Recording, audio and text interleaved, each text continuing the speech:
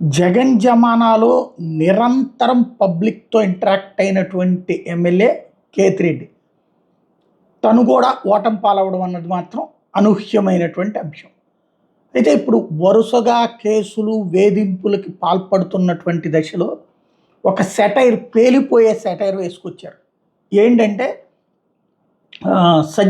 ఇప్పుడు తాజాగా అరెస్ట్ అయ్యి జైల్లో ఉన్నటువంటి మాజీ మంత్రి, ఎవరైతే నెల్లూరు జిల్లాకు సంబంధించినటువంటి మాజీ మంత్రిని వెళ్ళి పరామర్శించిన సందర్భంలో, కాకాని గోవర్ధన్ రెడ్డిని పరామర్శించిన సందర్భంలో పెద్దిరెడ్డి వీళ్ళందరూ కలిసి టీమ్గా వెళ్ళారు. అనంత వెంకటరామరెడ్డి వీళ్ళందరూ కూడా కలిసి వచ్చిన తర్వాతన ఒక కీలకమైన వ్యాఖ్య చేసుకొచ్చారు.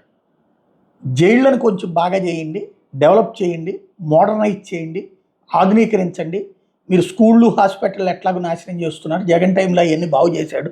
ఇప్పుడు మీరు అవి ఎట్లాగో నాశనం చేస్తున్నారు. కనీసం జైళ్ళను బాగు చేసుకోండి. ఇప్పుడు మా మీద కేసులకు మేము ప్రిపేర్డ్గా ఉన్నాం. 5 ఏళ్లలో మీరు ఇష్టం వచ్చిన కేసులు పెట్టుకుంటారు, జైళ్ళలో పంపిస్తారు, రెడీ. కాకపోతే మేము 5 ఏళ్ల తర్వాత వచ్చాక మీరు వెళ్లాల్సి ఉంటుంది కదా అదే జైళ్ళకి. మీరు కనుక సరైన సదుపాయాలు కల్పించకపోతే రేపు పొద్దున మీరు ఇబ్బంది పడతారు. అక్కడ దానికి తగ్గట్టుగా ప్రిపేర్ చేసుకోండి, ఆధునీకరించుకోండి అని చెప్పి ఇచ్చినటువంటి స్టేట్మెంట్ మాత్రం సెటైర్ బాగా అదిరించుకున్నాను.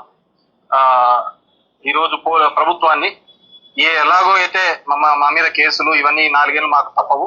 నేను కోరుకునేది ఏంటంటే, మీరు ఎట్లాగో బడులు, హాస్పిటల్ రిపేర్లు చేపిలేరు, నీట్ గా చేపిలేరు.